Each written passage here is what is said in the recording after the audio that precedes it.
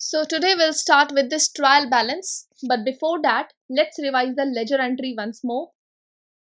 Maybe किसी को doubt हो सकता है इसलिए. So हमने ये जो कल का एग्जाम्पल करा था जिसमें गुड्स वर्थ 10,000 वर सोल्ड, ये यहाँ से लेजर स्टार्ट है. ओके, सो जब आपने ये गुड्स बेचे तो आपकी यहाँ पे क्या हुई, आपके पास आया रेवेन्यू.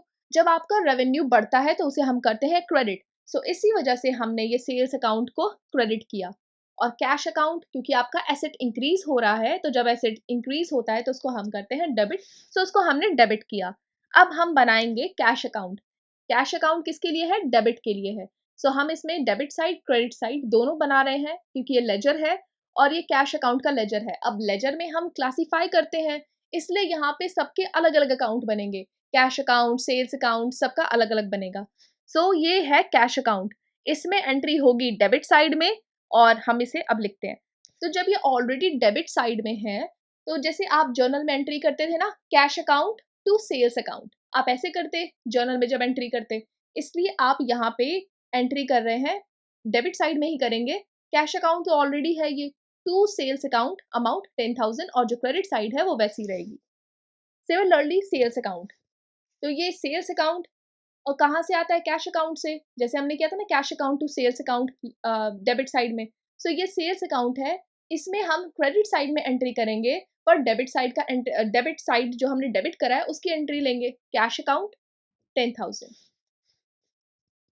और जब लेजर को क्लोज करना होता है तो दोनों साइड को हम ऐड कर देते हैं, जिस और जो भी दोनों साइड में से मैक्सिमम वैल्यू होता है उसको लिखते हैं और जो भी कम होता है उसमें हम बचा हुआ बैलेंस ऐड कर देते हैं. Then today we'll start with this trial balance. Trial balance हम अर्थमेटिक एक्यूरेसी को मेंटेन करने के लिए करते हैं, उसको चेक करने के लिए करते हैं कि जो भी हमने अकाउंटिंग करी है, ऐड या जो भी हमने डेबिट क्रेडिट में डेटा एंट्री करी है उस वो सही है कि नहीं. क्योंकि ट्रायल बैलेंस में debit side should be equal to credit side, क्योंकि जो भी इससे पहले हम एक्टिविटी कर रहे हैं तो जैसे कहीं पे डेबिट साइड ज़्यादा हो रहा है क्रेडिट से तो बैलेंस हम ऐड कर रहे हैं. फॉर एग्जाम्पल यहाँ पे डेबिट साइड अगर क्रेडिट साइड से ज़्यादा है तो डेबिट बैलेंस हम क्रेडिट साइड में ऐड कर रहे हैं. तो इसका मतलब अगर हमारी ये सब चीज़ें सही हैं तभी ना ट्रायल बैलेंस में डेबिट साइड इक्वल होगा क्रेडिट साइड से. So trial balance, balance in ledger account shown on any date. So ये लेजर अकाउंट में हम बैलेंस करते हैं किसी भी डेट पर, सो उसे ट्रायल बैलेंस बोलते हैं. सो पहले होती है जर्नल में रिकॉर्डिंग, फिर होती है लेजर में पोस्टिंग और उसके बाद हम जाते हैं ट्रायल बैलेंस की तरफ.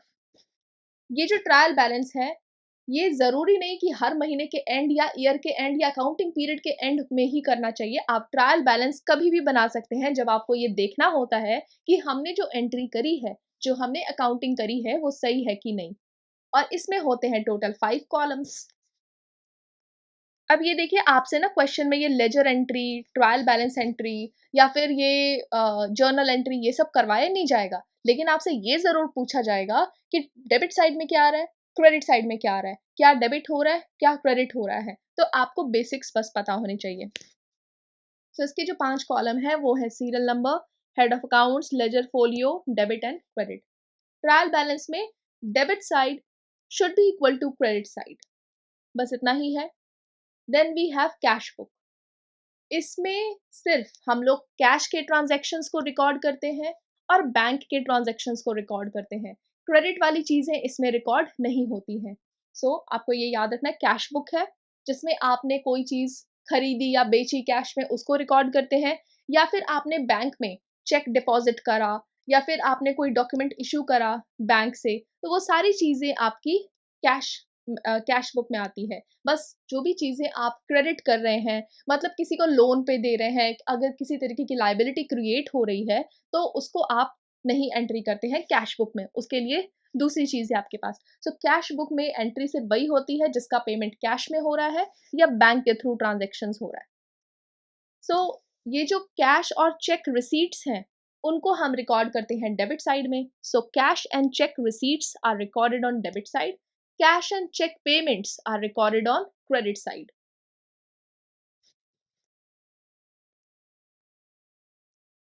Then cash book performs the function of both, that is journal as well as ledger.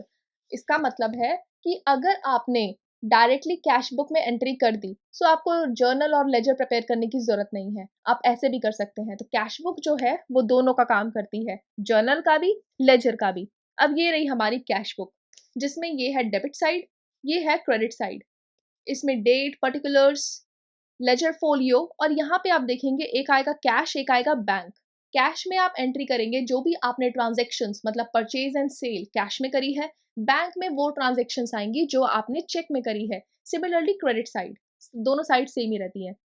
अब जो कैश बुक्स हैं वो दो तरीके की होती है, एक होती है सिंगल कॉलम, एक होती है डबल कॉलम।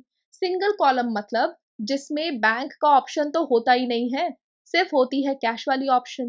तो ये हो जाता है हमारा सिंगल कॉलम, जिसमें सिर्फ कैश की एंट्री लिखते हैं आप। और अगर डबल कॉलम है तो उसमें कैश की भी एंट्री है, चेक की भी एंट्री है। इसका मतलब उसमें कैश और बैंक दोनों की एंट्री है, जो अभी हमने ऊपर वाला एग्जाम्पल देखा था।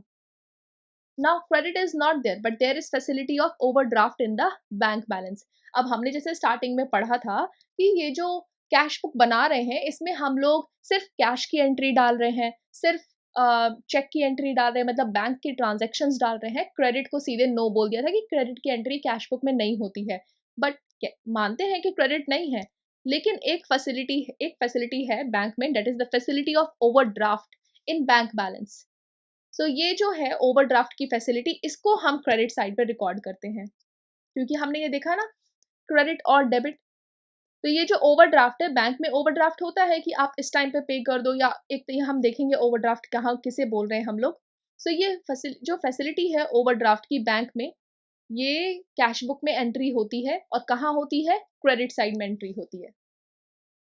Now cash book, debit side is receipt side, ये हम देख चुके हैं, और credit side is payment side. So जो भी आपका पेमेंट हो रहा है कैश में या चेक में, पेमेंट्स पेमेंट्स जाएंगे आपके सारे क्रेडिट साइड में। जो भी पैसा आ रहा है, रेवेन्यू आ रहा है या रिसीट है, या जो पैसा मिलेगा आपको, वैसे तो क्रेडिट वाली चीजें इंक्लूड नहीं होती हैं, बट स्टिल ओवर बैंक वाली चीजें हैं ना, ओवरड्राफ्ट उसको इंक्लूड करते हैं। तो जो भी आपका रिसीट है वो आपकी आती है डेबिट साइड में। Now there is next concept, contra entries. ये हम आगे देखेंगे, इसको आगे कैश बुक को बना के देखेंगे, बट इससे पहले कुछ और कॉन्सेप्ट्स देख लीजिए।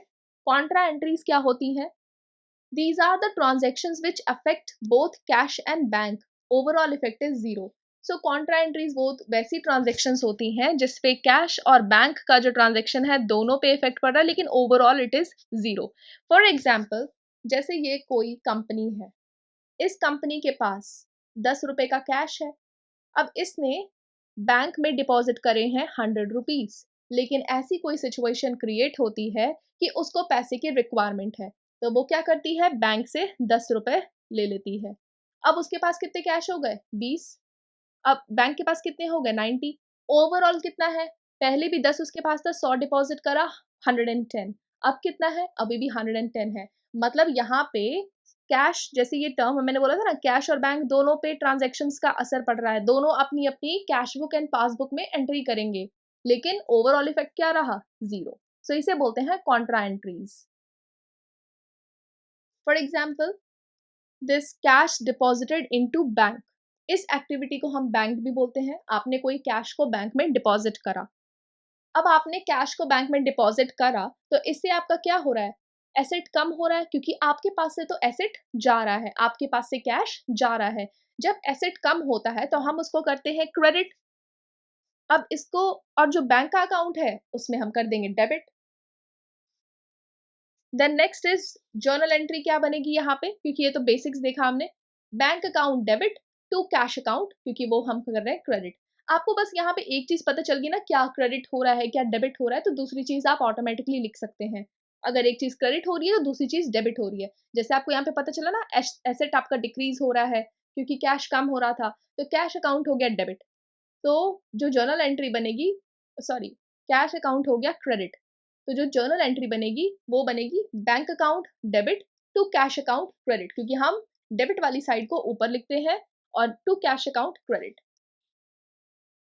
इन कॉन्ट्रा एंट्रीज, अब हाँ, ये डिफरेंस होता है इसमें जर्नल में, कि हम जो लेजर फोलियो कॉलम है, जब हम उसमें जर्नल एंट्री था ना, तो उसमें हम क्या करते हैं, सी डाल देते हैं कि ये कॉन्ट्रा एंट्री है। मतलब इन बैंक और जो फर्म है उसके बीच में ट्रांजैक्शन तो हुआ, लेकिन overall no impact. The next is cash withdrawn from bank, आपने बैंक से पैसे लिए, विड्रॉ करा। सो इसका एग्जाम्पल है कि आपके पास क्या हुआ, कैश बढ़ गया, कैश आपके पास एसेट बढ़ गया तो फिर आप उसे डेबिट करेंगे, cash account debit, bank account credit. Cash withdrawn from bank for personal use, ये क्या है, ड्रॉइंग्स है। इसमें आपको ये याद रखना है, it's not a Contra entry. अगर आप जो कैश है उसको अपने पर्सनल यूज के लिए विड्रॉ कर रहे हैं तो वो कॉन्ट्रा एंट्री नहीं होती है, ये आपको याद रखना है। Next is cheques received. अब इसको देखते हैं। चेक, अभी हमने कैश की बात करी, अब हम चेक्स की बात करेंगे। अ cheque of rupees 5,000 is received on 1st of January 2023 from a person. Okay, अब आपने ये 5,000 का चेक आपको मिला है 1 जनवरी को। आपने इसको क्या करा, उसी दिन जाके बैंक में डिपॉजिट कर दिया, या फिर अगर आप किसी और दिन करते हैं तो हम दोनों का देख रहे हैं कि क्या डिफरेंस होगा। मतलब आपके पास दो केस हैं इस केस में, जैसे आपको 5,000 रुपए 1 तारीख को मिलते हैं तो या तो आप तुरंत जाके बैंक में डिपॉजिट कर देंगे, या फिर आप सोचते हैं कि मैं 6 तारीख या फिर 4 तारीख किसी और दिन जाके डिपॉजिट कर दूंगा। अब अगर इसे आपने उसी दिन जैसे डिपॉजिट करा तो आपके तो बैंक में, आप तो अपने पासबुक में, सॉरी कैश बुक में, क्योंकि आप प्रिपेयर करें कैश बुक और बैंक प्रिपेयर करी पासबुक, तो आप तो तुरंत अपने कैश बुक में एंट्री कर देंगे कि आपको पैसे मिलने वाले हैं 5,000 बैंक अकाउंट में। तो आपका एसेट इंक्रीज हो रहा है तो आप उसे डेबिट करेंगे। सो आप क्या लिखेंगे, bank account debit to Mohan 5,000, ये आपका क्रेडिट हो रहा है। सो आपने इसको एंट्री करी डेबिट साइड में, ये आपकी डेबिट साइड है क्योंकि आपका डेबिट हो रहा है बैंक अकाउंट। सो आपका जो बैंक अकाउंट है, ये आपका बैंक अकाउंट का कैश बुक है, आपने इसे एंट्री कर दी टू मोहन 5,000। कहाँ से, मतलब आपको कहाँ से मिल रहे हैं, ये चीज क्रेडिट हो रही है ना, तो डेबिट साइड में क्रेडिट को लिखते हैं ना। जैसे अगर ये आपका मतलब कैश बुक में ऐसी एंट्री होती है, जर्नल में आप पूरा पूरा लिखते हैं, लेकिन जब आपने लेजर प्रिपेयर करा था तो वहां पे भी डिफरेंस था। Sales account, cash account, cash account prepare करे तो सेल्स की एंट्री डाल रहे थे और सेल्स में कैश की एंट्री डाल रहे थे। तो वही है टू मोहन, जिसको क्रेडिट करें उसको लिखा है, और आपने ये डेबिट साइड में लिखा है क्योंकि आपका अकाउंट डेबिट हो रहा है, आपने ये अपनी तरफ से एंट्री कर दी। लेकिन अगर आप किसी और दिन जाते हैं, जैसे 6 जनवरी 2023 को जाते हैं, तब आप क्या करते हैं, जो फर्स्ट दिन, जिस दिन आपको ये चेक मिला है, उस दिन तो आपने कोई एंट्री रिकॉर्ड नहीं करी कैश बुक में, सिर्फ आपने एक जर्नल एंट्री डाल दी। और क्या डाली, चेक इन हैंड, जो आपको डेबिट हुआ है, टू मोहन क्रेडिट हुआ है। ये एंट्रीज मैं आपको इसलिए बता रही हूँ क्योंकि कोई भी सिचुएशन में आपसे यूपीएससी क्वेश्चन पूछ सकती है। तो ये एग्जांपल देके भी क्वेश्चन पूछ सकती है कि अगर आपको चेक मिला है मोहन से तो उसकी जर्नल एंट्री में क्या चीज डेबिट होगी। अगर मतलब ये भी कंडीशन डाल सकती है आप उस दिन जा रहे हैं कि नहीं। अगर आप उस दिन नहीं जा रहे हैं तो वो आ जाएगा चेक इन हैंड, आपके हाथ में है वो चेक, वो डेबिट हो रही है तो वो आपका एसेट, कैश एसेट है, इंक्रीज हो रहा है। बैंक अकाउंट वैसे डेबिट हो रहा है अगर आप उस दिन जा रहे हैं तो, लेकिन नहीं गए तो जर्नल एंट्री आप डाल देंगे। क्योंकि देखिए, अगर आप उस दिन बैंक में गए तो आपने कैश बुक में एंट्री डाल दी, लेकिन आप उस दिन बैंक में नहीं गए तो आपने कैश बुक में कोई एंट्री नहीं डाली, सिर्फ जर्नल एंट्री बनाते हैं क्योंकि आप उस दिन नहीं गए। जर्नल एंट्री में डाल दिया कि आपके हाथ में है कैश, सॉरी दिस चेक, जो कि कैश है एक तरीके से, जो कि आपका एसेट है, तो वो डेबिट हो रहा है। अब जैसे आप जा रहे हैं 6 जनवरी 2023 को, क्योंकि आप किसी और दिन जा रहे हैं पैसे अपना चेक डिपॉजिट करने। अगर अब आप 6, मतलब पहले तो आपने चेक इन हैंड की जर्नल एंट्री कर दी, उसके बाद आप ये 6 जनवरी को जा रहे हैं अपने चेक को डिपॉजिट करने। तब जो जनरल एंट्री थी वो तो मतलब ऐसी थी, बैंक अकाउंट, तब आप जनरल एंट्री भी करेंगे और कैश बुक में भी एंट्री करेंगे। 6 जनवरी को आपकी जनरल एंट्री होगी, बैंक अकाउंट आपका डेबिट हो रहा है टू चेक इन हैंड, क्योंकि जो हाथ में चेक है उससे आपके बैंक अकाउंट में डेबिट हो रहा है। Now record in cash book, अब आप अपने कैश बुक में एंट्री डालेंगे। Now in a business, cashier records all transactions in a cash book, इसलिए कैश बुक बहुत इंपॉर्टेंट होता है। तो किसी भी बिजनेस में, चाहे वो छोटा हो बड़ा हो, वहां पे कैशियर सारे कैश वाले ट्रांजेक्शन्स, सारे कैश वाले ट्रांजेक्शन्स को रिकॉर्ड करता है, इसलिए ये कैश बुक बहुत इंपॉर्टेंट है। अब कोई बड़ा बिजनेस है, मीन्स बड़ी कोई कंपनी है, उसमें एक कैशियर नहीं होते, बहुत सारे कैशियर होते हैं। तो जो कैशियर वन फॉर एग्जांपल, ये बड़े बड़े ट्रांजैक्शंस को डील करता है, कितना गुड्स परचेज हुआ, कितना सेल हुआ, कहाँ से हमने लोन लिया है, कहाँ पे हमें पैसे मिलने वाले हैं, ये सब ये कैशियर वन देखता है। लेकिन ये कैशियर टू है छोटी छोटी चीज़ों को देखता है, जैसे उनके कंपनी में कोई गेस्ट आया तो उनके लिए स्नैक्स का अरेंजमेंट कराना, ये सब चीज़ें खरीदना, तो ये छोटी छोटी अरेंजमेंट को कैशियर टू देखता है। क्योंकि अगर कैशियर वन इन सब चीज़ों को देखेगा तो वो बड़े बड़े ट्रांजेक्शन्स को कैसे डील करेगा। तो एक एग्जाम्पल है इससे रिलेटेड। फॉर एग्जाम्पल, ये जो कैशियर 1 है, तो मतलब इस चीज़ के लिए ये सब छोटी-छोटी डीलिंग्स करने के लिए 5,000 रुपए हर महीने उसके अकाउंट में क्रेडिट कर देता है, मतलब दे देता है कैशियर 2 को। अब ये जो कैशियर 2 है, 1 महीने बाद उसने 4,000 खर्च कर दिए इन सब में, उसके पास बचा 1,000। तो ये जो कैशियर 1 है, उसको फिर से 5,000 ना देकर सिर्फ़ 4,000 देता है, इसे बोलते हैं हम लोग बैलेंस और रीइम्बर्समेंट। सो वापस से उसके पास 5,000 हो जाते हैं, मतलब जितना उसके पास बचा है, उसको ऐड करके टोटल 5,000 होगा। नाउ ये जो पैसा उसको एक बार में मिल रहा है स्टार्टिंग में 5,000 या जो भी पैसा उसको एक बार, उसको बोलते हैं हम लोग इम्प्रेस्ड मनी। और ये जो सिस्टम है जिसमें जो भी उसको बचा हुआ बैलेंस है वो हर महीने उसको दे दिया जा रहा है, उसे बोलते हैं हम लोग इम्प्रेस्ड सिस्टम। अब ये जो बैलेंस यहाँ पे बच रहा है ना 1,000 रुपए, मीन्स ये 1,000 रुपए बचे थे और ये 4,000 उसको मिले थे, तो ये जो 1,000 बच रहा है, जो यहाँ पे बैलेंस बच रहा है, उसे हम लोग बोलते हैं कंपनी का एसेट। सो बैलेंस इन पेटी cash is asset for the business. यहाँ पे 1,000 है और यहाँ पे ना जो ये छोटा वाला कैशियर है उसे हम पेटी कैशियर भी बोलते हैं। सो ये है कैशियर 1 और ये है कैशियर 2। हम इसकी करेंगे दिस जर्नल एंट्री। अब ये जो कैशियर 1 है, इसने जब 5,000 दिए तो एसेट तो कम हुआ, कंपनी से ही गया है ना, उसके बिजनेस से ही गया है, तो एसेट कम हुआ। तो जब एसेट कम होता है तो हम उसको करते हैं क्रेडिट। सो ये जो पेटी कैश, तो ये पेटी कैश वाला ये रहा छोटा कैशियर। सो पेटी कैश का अकाउंट हो रहा है डेबिट, और क्योंकि उसके पास आ रहे हैं पैसे, तो वो हो जाएगा डेबिट। और ये जो टू कैश अकाउंट, मतलब यहाँ पे एसेट कम हो रहा था तो उसे कर देंगे हम क्रेडिट। ये बनेगी जर्नल एंट्री। Spent rupees 1,000। अब उसका क्या होगा, जब उसने 1,000 रुपए खर्च कर दिए, मान लो छोटे वाले कैशियर ने उस 5,000 में से 1,000 रुपए खर्च कर दिए। सो पेटी एक्सपेंसेस, जब आपके खर्च बढ़ते हैं तो एक्सपेंसेस और एसेट हम क्या करते हैं, डेबिट करते हैं। तो जब आपके खर्च बढ़ेंगे तो हम उसको करेंगे debit to petty cash account credit. मतलब ये ना एग्जाम्पल्स के थ्रू मैं आपको एंट्रीज बता रही हूँ, कैसे हम लोग एंट्री करते हैं, और इसी की वजह से आप क्वेश्चंस को सॉल्व कर पाएंगे। नाउ ये जो पेटी कैश बुक होती है, ये दो तरीके की होती है। एक होती है सिंपल, एक होती है एनालिटिकल, जो कि बहुत डिटेल्ड होती है, हर एक माइन्यूट डिटेल्स को लिखती है। जैसे यही आप स्नैक्स अरेंज कर रहे हैं, जो भी चीज़ है वो आप इन छोटी, मतलब छोटी छोटी डिटेल्स को भी लिखती है ये जो एनालिटिकल पेटी कैश बुक है। ये एक एग्जाम्पल है, जैसे 5,000 रुपए मिले और फिर उसके बाद आप, मतलब ये है कि 5,000 रुपए बैंक अकाउंट में गए, कैश अकाउंट, इतना सारा खर्च हुआ आपका 5,000। ये जो अमाउंट रिसीव्ड है, it should be equal to amount paid, ऐसा होना चाहिए। अगर नहीं हो रहा है, जैसे नहीं हुआ था, खर्च उसने 4,000 करे थे और बैलेंस उसके पास 1,000 बचा था, सो यहाँ जो 1,000 रुपए बच रहे थे उसको हम बैलेंस में एंट्री कर देते हैं। और जो 4,000 फिर से डाला गया है, तो बैंक अकाउंट में डाला है तो bank account to cash means bank account में डाल देते हैं। जो कैशियर नंबर 2 है तो उसको ऐसे एंट्री करते हैं टू बैंक अकाउंट, किसके, कैशियर में। तो कैश अकाउंट एक तरीके से है। नाउ बुक्स हमने देखा था, subsidiary books and principal books. Subsidiary books होती है जर्नल, और प्रिंसिपल बुक्स हमने देखा था ledger and cash book. So ledger और कैश बुक ये है प्रिंसिपल बुक्स, और ये जर्नल जो है सब्सिडरी बुक्स है। अब प्रिंसिपल बुक्स में हम लोग तीन चीजें प्रिपेयर करते हैं, trial balance, profit and loss and balance sheet. हमने ये भी देखा था, ये एनालिटिकल है क्योंकि लेजर भी एनालिटिकल है, so principal books are very much important. And ये जो सब्सिडरी बुक्स है ये एनालिटिकल नहीं है, इसको हम यूज करते हैं एविडेंस के लिए। और ये यहाँ पे होती है original entry using the vouchers and cash this share documents. जो भी आपके डिफरेंट डॉक्यूमेंट्स थे उनको यूज करके आप यहाँ पे एंट्री करते हैं जर्नल में। इसको हम एविडेंस के लिए भी यूज करते हैं, बिकॉज जर्नल में होती है पहली रिकॉर्डिंग।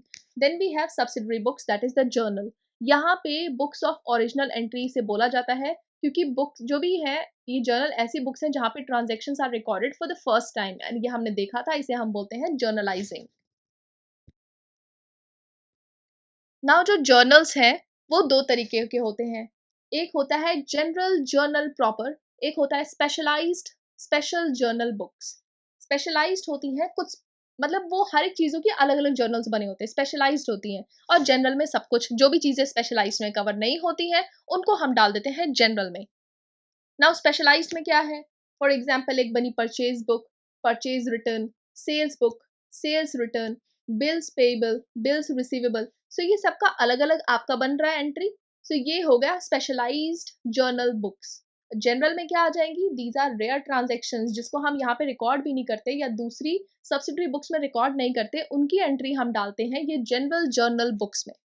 इसको हम लोग मिसलेनियस जर्नल भी बोलते हैं, जैसे मिसलेनियस बोलते हैं ना, जो चीजें कवर नहीं हुई वो सब इसमें आ गई, तो इसलिए इसको मिसलेनियस जर्नल भी बोलते हैं। यहाँ पे ओपनिंग एंट्रीज, क्लोजिंग एंट्रीज, मतलब ये एग्जांपल्स हैं मिसलेनियस के। Opening entries, closing entries, rectification entries, transfer entries, adjusting entries important नहीं है, आपको बस एक बार रेफर करना है। सो नेक्स्ट वीडियो में हम स्टार्ट करेंगे बैंक रिकॉन्सिलिएशन स्टेटमेंट, BRS। अभी हमने जितना करा है आप उसे फिर से रिवाइज कर लीजिएगा। Okay, if you find this helpful, please give a positive feedback. Thank you.